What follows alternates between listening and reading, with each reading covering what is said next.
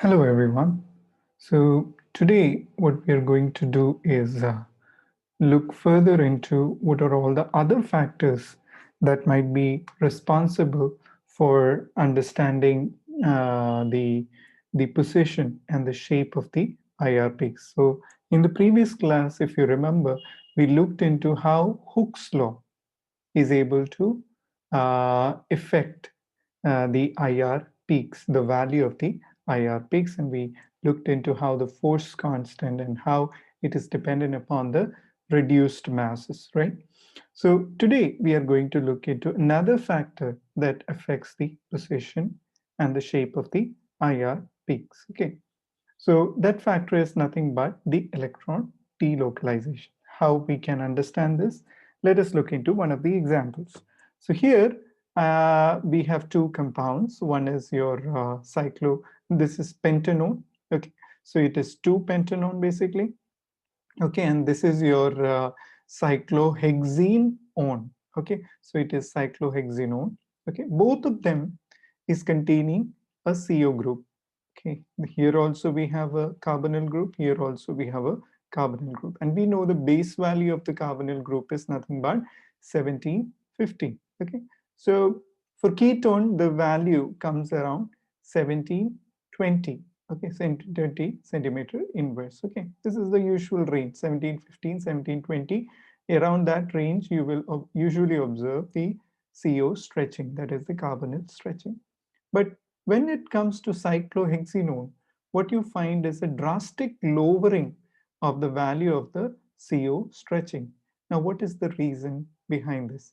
So the reason why this happens is because you have something called as the electron delocalization happening. So as you know, it's an alpha beta unsaturated ketone. So you can have the movement of electrons happening something like this. Okay, so if it happens something like this, what we are bound to observe is nothing but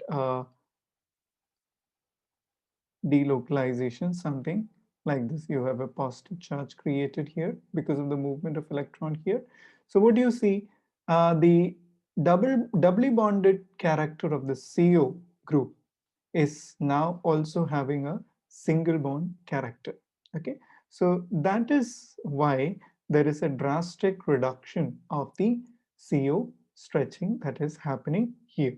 So the reason why you get a lowered value for the CO stretching is because now, apart from the doubly bonded character of the CO, because of the electron delocalization that is happening in this particular compound, you are seeing a single bond character also in this CO bond. So stretching, it is much easier for stretching a CO bond, and that's why you have a lower frequency at which the stretching value is appearing in this particular case. Okay, now let us look into some more examples of the uh, kind of CO stretching value. So let me erase this, what we have drawn just now.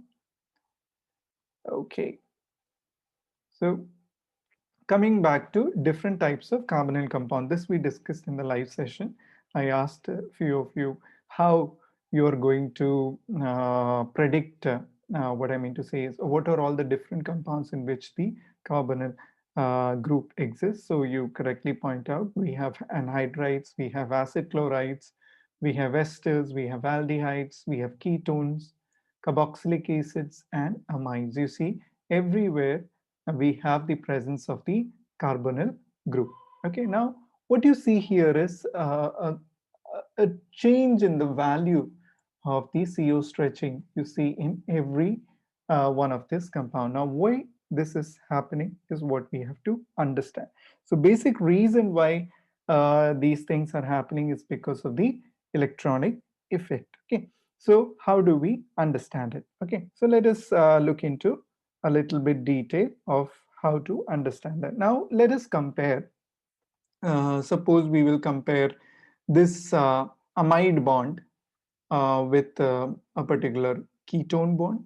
Okay, so ketone is basically what? If you ask me, ketone is nothing but your this particular compound is your ketone. Okay, now what is amide?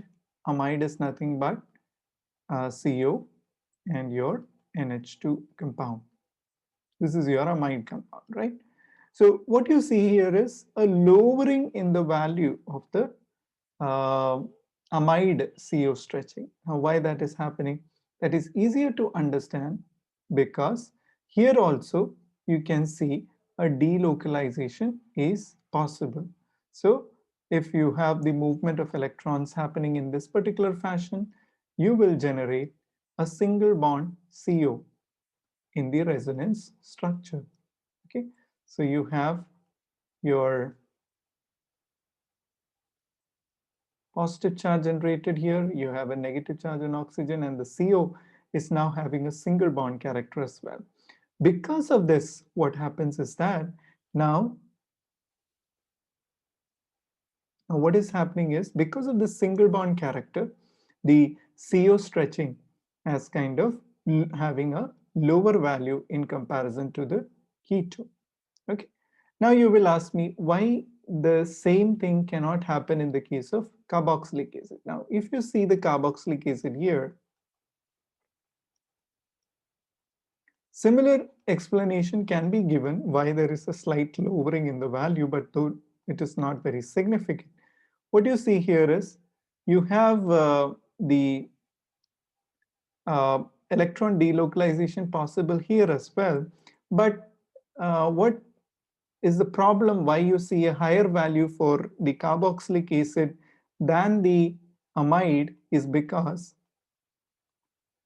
if you draw a resonance structure similar to that of the amide, what you see is you have the development of a positive charge on oxygen, which is highly unfavorable because oxygen being highly electronegative, we know from our understanding of the Lewis structure, a positive charge is not very favored in the case of oxygen.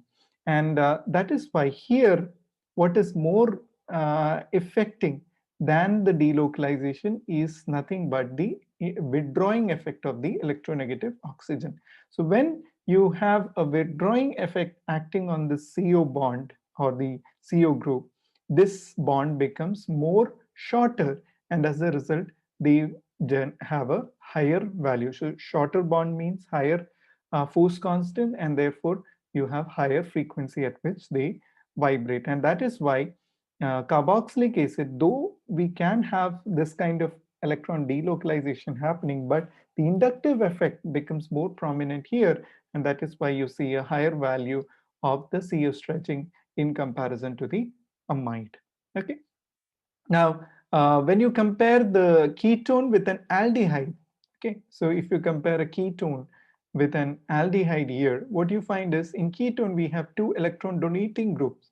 Okay, so this kind of lowers the force constant of the CO bond, and that's why you have the value vibrating at a smaller value in comparison to aldehyde, where you have only one electron donating alkyl group, and that is why you see a slight higher value for the aldehyde in comparison to the ketone value. Okay. Similarly, when we come to ester, the value is again higher. Now here again, the same thing matters because electron delocalization, if we consider in the case of ester, it is again highly disfavored because here again the prevalent effect is not the electron delocalization but rather the electron withdrawing effect of the OH group. Now you will ask me like why here also the electron withdrawing effect is there in the acid, and here also ester also the value is electron withdrawing effect acting. So both should be having similar value, but what you see here is ester is having a value of 1735. However, carboxylic acid is having a value of around 1710. Now, why the carboxylic group, the CO stretching is a little bit lower in comparison to ester? That is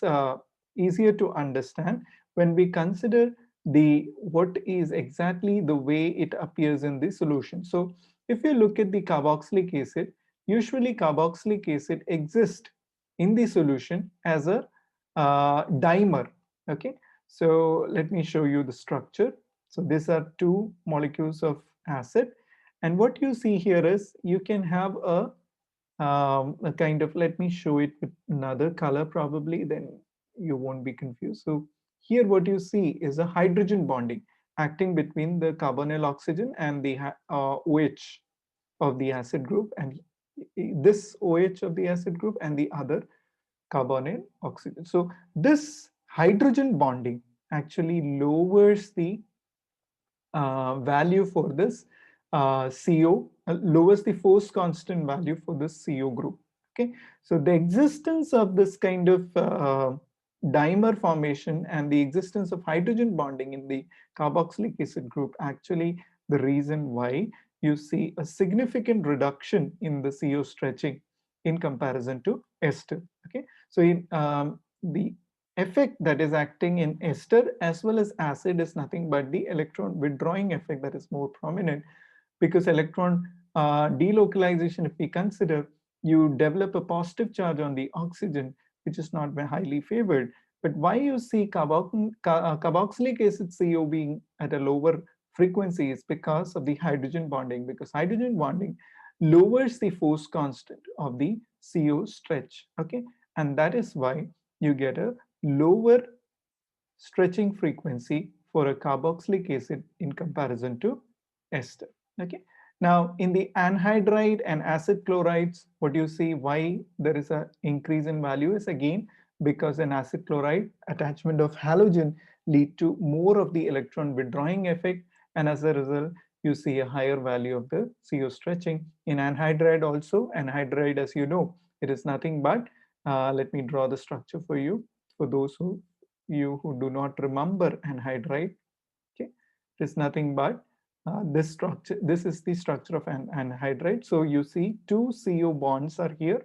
Okay, and so each of the CO bond is kind of having an electron withdrawing effect from the adjacent COO group. Okay, so highly electron withdrawing effect on the CO group. As a result, you see a higher value for the anhydrides as well as for the halogen acid halides, because acid halides is nothing but you have a halogen attached, and now halogen is also having a great electron withdrawing effect. As a result, you see a higher value of the CO stretching. Now here you see I have written two values for anhydride. That is because you have two CO groups present, both of them vibrating at a slightly different values, and that is why you have two different values for the CO stretching in the case of anhydride.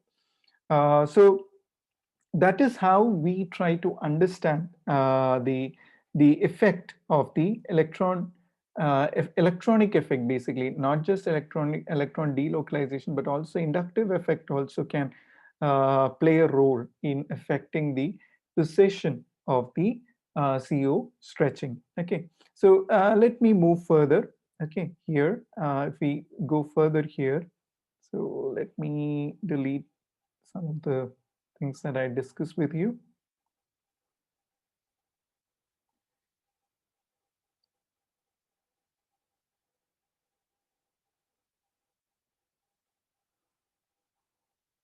Sometimes the electrons,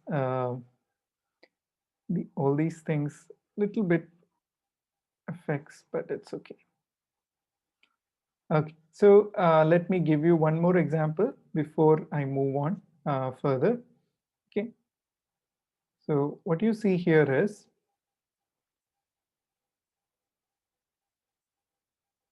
sorry for the delay. Actually, I'm finding a little bit delay in terms of the computer effect. Okay.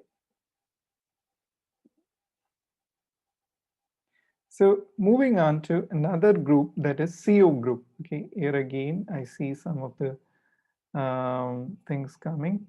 So let me delete that for you so that it will be not interfering with our discussion on the CO group. Okay, so what you see here is how the CO, so here you see the CO stretching. Okay, CO stretching, if you look into, the value usually comes at 1250 and 1050. Okay, the range at which the CO stretching comes is between 1250 and 1050, and the bands are usually stronger. That you can understand because of the dipole effect, we have a intense band. So stronger band you will observe in this particular range. Now, when you compare the alcohol, that is, this is ethanol versus the ether, diethyl ether, both of them have CO bond present in them. Okay, and the normal CO bond that exists in both the ether and the alcohol, both of them usually appear at a value of around 1050 centimeter inverse. Okay, now when it comes to the acid group, okay, in acid group also, apart from the carbonyl, you have a CO group present here. You see the value has increased to a value of 1250 centimeter inverse. Now you will ask me why that is so. It's simple. Again, it's again the effect of electron delocalization happening. So here again you see uh, electron delocalization possible, as I told you before. Okay, so electron delocalization happening. So what you see, you will see a single bond character here, and this CO bond develops a kind of positive, a double bond character here. So you say it's not just a single bond CO, but it has a partial double bond character also. Howsoever small, it has some degree of double bond character because there is some degree of electron delocalization happening. So that is why you see a higher value for the um, acid CO stretching in this case. So you can have values ranging from 1250 to 1050, but the value here is slightly higher. That is because of the double bond character you see here. In the same manner, you can explain that for ester. In ester, if you see, there are two CO bond. One is this particular CO bond, another is this particular CO bond. So in this, when you delocalize, you see a double bond character developed in this particular CO bond. However, here it's a single bond character. Okay, so that is why you see two different values for CO in the case of ester. One one is appearing at 1250 centimeter. That is because of the partial double bond character generated here due to delocalization. Another one is this CO group. Okay, which is kind of not having any electron delocalization or double bond character. As a result, you see usual value appearing at a 1050 centimeter inverse. Okay, so that is how the electronic effect is able to cause the effect on the position at which the IR peaks appear. Okay, so in the next video, I'll be discussing how the hydrogen bonding, okay, that is the last effect that is affecting the peak's value or the shape of the IR peak. So that hydrogen bonding effect I'll be discussing in the next video. Thank you for your attention here.